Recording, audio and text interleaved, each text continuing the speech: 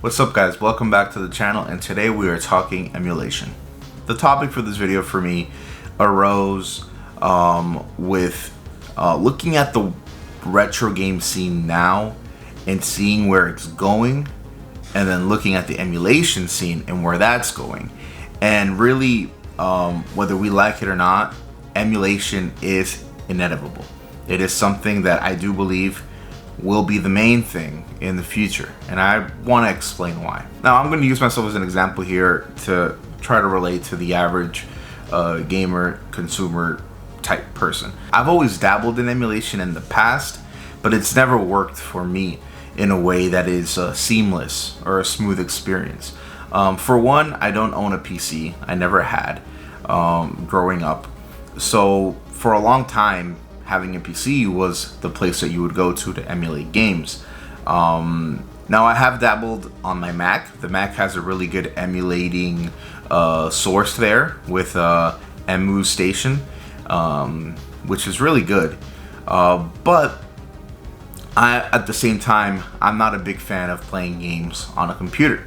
It's just not something that's kind of for me. I like a controller. I like sitting back on the couch on the TV. That's always kind of been my thing. Now, you could emulate phones. I once had an Android and I had that, but it's the thing that I've talked about in the past. With phones, you have, it's a multi-use device. You know, you have phone calls, you have text messages, and you have other things that you do on your phone as well. And I often found trying to play games on my phone distracting, you know, for many reasons for that. Really for those reasons. I also tried getting into the devices, and we're talking 5-6 years ago. I ended up buying a Retroid Pocket. I think it was the first model or the second model. The interface on that Pocket, at least back then, I don't know how they are now, was terrible. It was like an Android phone interface, and I'm an iPhone guy. I've had iPhone for a long time. It was super confusing. The process of installing games, you also had to install the emulators. It was just a real pain, and it was not user friendly. So we are in a situation now with the retro gaming scene where prices are spiking, and I believe that emulation devices have kind of advanced in many ways, that I think they're becoming user friendly to the point where people like me, even less people who have less knowledge like me, can really get these devices and just have a lot of fun. So I'm going to show 3 devices right now. The first one is the Miu Mini Plus, a modded 3DS, and a Steam Deck. Now, why am I showing these devices? Well, for one, these are the ones I own. But something that I also like as well is their different prices, and they do different things. And the first one I really want to talk about is the Miu Mini Plus. So if you guys aren't aware, this thing a couple months ago really blew up when they announced the Plus version and with Onion OS. So I want to highlight this because I think this device is a great indicator of where emulation is now in the present, and I think it's in a very good place. This device, when you buy it, first and foremost, is a very affordable device. I believe it's in the range of $70 to $90. So you're getting a device for under $100. I got this through Amazon for around $80. I paid a little bit extra because I wanted it like as soon as possible. Now, one of the interesting things about this device is, yes, this device is an emulation device first. This is not, you know, a Steam Deck or like the DS, that they're consoles that were made with a purpose to sell games in a library. This is literally just a device for emulation. And one of the reasons why I want to highlight this device as a staple as to where emulation is now is because this device comes with a built-in memory card with literally all the games you could ask for out of the box. Literally out of the box, you could turn it on and start playing your games immediately. It comes with thousands of games. Like what I ended up doing was I got the memory card, put it on the computer to check, literally hundreds and hundreds of games, and it's all there. Arcade games, NES, Super Nintendo, Game Boy Advance, Game Boy Color, Sega Genesis, Sega CD, which is an interesting one. I have not tested that one out yet, PlayStation 1 is a big one for those that are interested. This thing emulates PlayStation 1 games, which is crazy to me. Nintendo 64, Neo Geo, you know, it does it all very, very well. And again, I want to reiterate how big of a deal it is for you to be able to buy this device without any knowledge of emulations or ROMs or any of that stuff, and you could just, without any of that knowledge, just open it and just start playing. You have all the big games there. They're already there, plus hundreds of different games that were there. I spent hours, days, going through all these ROMs, it's insane how many come built in, ready to play. And I think that is a big deal in terms of a user-friendly experience. And that's what I really want to highlight with the Miu Mini. This is super user-friendly. Super easy to just open it and start playing. You don't have to do any crazy updates through Wi-Fi. You don't have to do any extra steps like I had to do with the Retroid Pocket all those years ago. I'm sure it's a different process now, but it's out of the box. You're getting access to all this stuff. Literally, you get NES, SNES, Genesis, Master System, PlayStation 1, Nintendo 64, Game Boy Advance, Game Boy Color, Neo Geo Pocket, the Sega Game Gear. Like, and on top of that, it also has a lot of arcade games here as well. It is insane, the amount of games that already come in this little device for that kind of price. It's a really good price. So this is just an amazing device if you want a place to play PS1 games and 16-bit cartridge era games. There's just no better device right now for this, and I think that's a big deal. Being able to have that whole collection here for a friendly price without any tinkering, it's just awesome. And I really do think this is a huge sign as to how far emulation has come. Now I'm going to show you guys a different device, and this is the 3DS. And why am I showing 3DS? The 3DS because another argument that you can make with emulation that I agree with is preservation. And I think the DS, modding a DS, is a huge way in preserving the DS and 3DS library. Now obviously this is a bit more of a caveat here. Why? Because if you don't own a DS, you're gonna have to go out and buy one, and you have to get a new 3DS.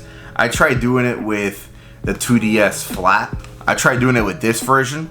It does not work. It's too old of a model for the modding for the modding to work. So unfortunately, it doesn't work. You have to get a new 3DS. And obviously on eBay, new 3DSs have gone up in price a lot because of the whole shutdown of the stores, and a lot of stuff was happening. So the prices have gone up on that. It's going to cost you, a couple $100 if you're trying to get a 3DS if you don't already own one. Now, the thing I really love about this 3DS is once you are able to do the mod. Now that's the thing too, this is a process. I'm not going to cover the processes here because I just feel like those could be their own videos. It's really more like once you already have it installed.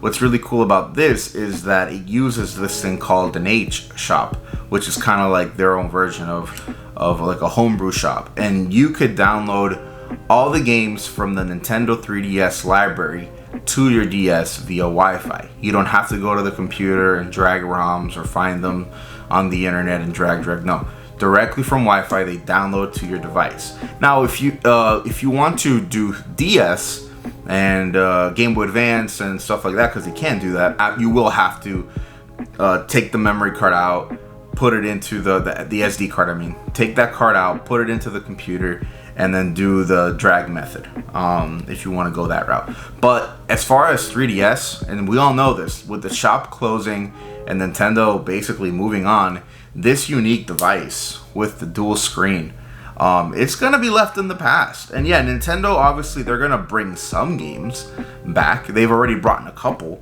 But when you look at the amount of RPGs, platformers, indie games, just games in general that are just going to be stuck on this console with a dual screen functionality, it's very unfortunate. And being able to, what I love about this is once you do have this thing modded, you can play these games full featured with the touch screens, with the mic, everything. It is insane how great it is. I play a lot of DS games on this thing, and I'm also trying out a lot of the 3DS library as well. To me, this is the best way to play DS games, have them there available to you. Some games, and look, some of the games on the 3DS have gone up in price a lot. Being able to have them here in this console, I think it's a huge advantage. And again, super user friendly. It's not complicated to use. I really do recommend going this route if you already have a 3DS. If you're willing to pay for one, sure, why not? But being able to have that library here, full function, is very special. It's great, and I think it's the best way, really, to be able to play these 3DS games. Now, I want to close off with the Steam Deck here. This Steam Deck, obviously, there's so many videos about this thing now. It's been out for a couple years now. It is, for all intents and purposes, a portable mini PC, right? You know, it's powerful. It can play a lot of great games. But the thing that really blew me away about this machine, is the emulation capabilities that this thing can do. I'm talking GameCube, Dreamcast, PlayStation 2, Xbox, 60 frames, high resolutions, mind blowing. When you think about the Steam Deck, now for those of you that aren't familiar with this kind of device, and I want to do a review on this in the future, so stay tuned for a video on that. I'll work on that sometime in the future. But when we think about this, the Steam Deck, it's a computer. It's a portable computer. There's a lot of things you can do to this thing. You can customize it. One of the cool things is you can hook up a keyboard and mouse to this. You can hook up any controllers that are wireless to this thing if it's compatible via Bluetooth.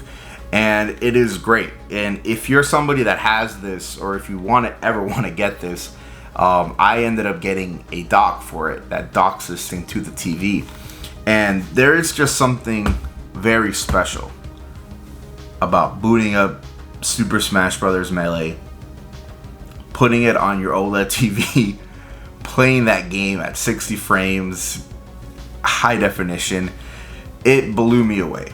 And to me, I think the Steam Deck, for what that is, it is absolutely powerful for what it can do in terms of emulation, man. This device, it's the most expensive of them all, you know, compared to a DS, a Miu Mini. And what's crazy is that this is, you know, it's a Steam Deck. You can play your Steam games on it and do other things as well. But really, in terms of emulating and just having all your games in one place, which is something that I really like. I like having all my games in one place. I don't like to have to shuffle around. This thing uses a program called EmuDeck that you install, and it basically serves as like a hub for all the emulators to kind of reside in. Because, I mean, I'm not knowledgeable on this because I don't own a PC, but from what I know is that when you have emulators on a PC, or at least maybe in the past, is that, you know, if you wanted to go from a GameCube game to a Game Boy Advance game, you'd have to close Dolphin, and you'd have to go and open a new emulator to run that. What's cool about the Steam Deck is that it all just kind of works in one central hub. You don't have to leave the application and go into another one. You just leave the game, and then you go back to your overall library, and then you select the game you want to go, and then it just goes. It's very great. And again, with this device, being able to dock it, I could hook up, I have an Xbox Elite controller. I hooked that up, playing my GameCube games. I have like playing PS2 games on this thing. It is amazing. And Dreamcast, Sega Saturn runs very well on this thing as well. Having Police Knots translated on this thing, having Snatcher from Sega, it's from the Sega CD, in this thing translated, makes me so happy, because those games are so impossible to own if you don't already own them, that it is the only way.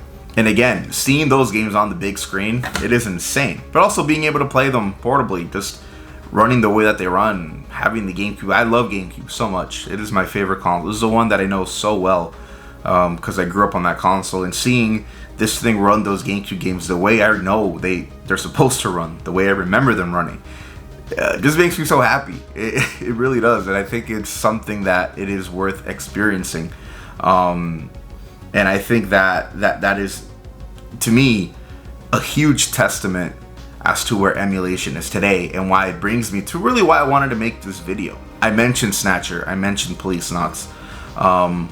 Snatcher is a game that was made by Hideo Kojima. It's a really good adventure, story-driven game that is insanely expensive to get these days. It is well over $1,000, $1,500. If you're trying to be that type of person that you want to own it, you know, I would love to own that game and play it on my Sega, but I can't afford that. I never will. I don't think I ever will. You know, not just that, just other games. Really, this brings me to the point, is that retro games now are just so expensive. Retro games from that era in the 90s are really gotten to the point where, you know, I've been priced out in a lot of ways. You know, and it frustrates me, because I still try to get games here and there when I can. But I'm at the point now where the games that I want, because I have a lot of games that I already want, because I collect the games that I want. I don't go for complete collections. I go for games that I want. I'm at the point now where the games that I want to attain are just too expensive. It just doesn't make sense. And the thing is, I want to experience those games, because for me, collecting is also experiencing. It's not just about having the games on a shelf where they sit and you could look at, which is nice. It's being able to actually play them and interact with them. And I think that's why I like gaming, is the interactive nature of gaming itself. And being able to go and interact with these games is what I really enjoy. The fact that I can never be able to interact with a physical copy of Snatcher, for example, or, you know, Pokemon Box, or a Gacha Force. You know, these games that are so expensive.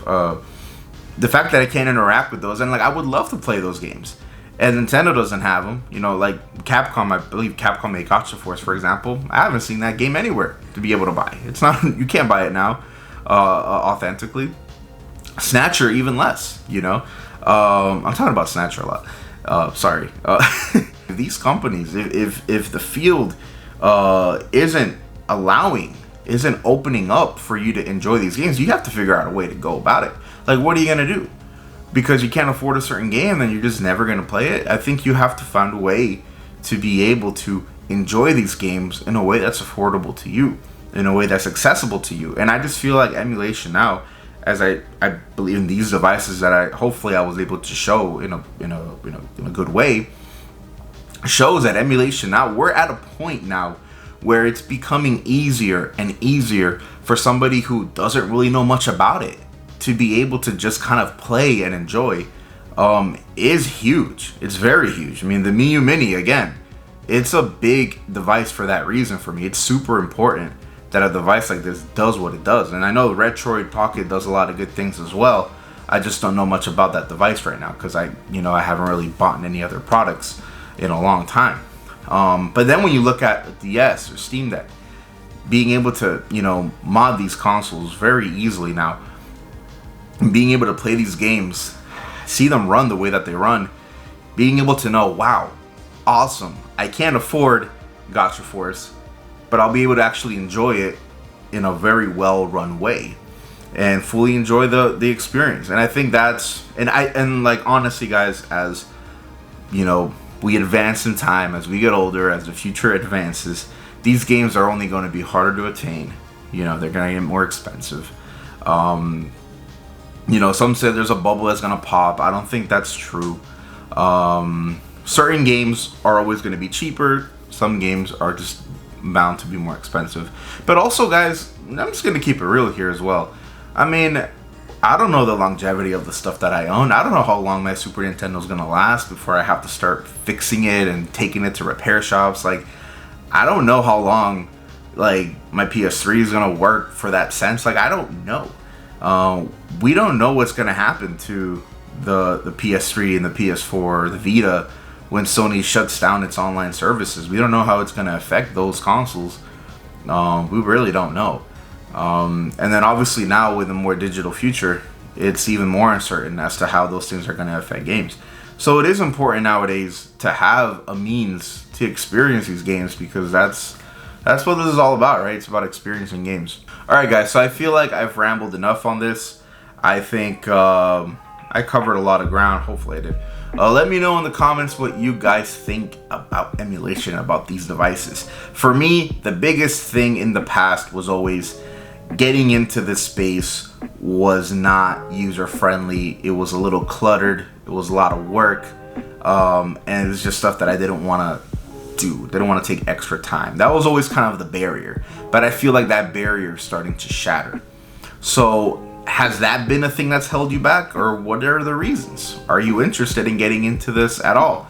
Let me know in the comments. Guys, like and subscribe on this channel. Thank you all for watching. I appreciate all the support this channel has gotten over the last year. I believe I'm about turn a year since I uploaded my first video, so thank you all for the support. And with that being said, guys, thank you all for watching, and I'll see you next time.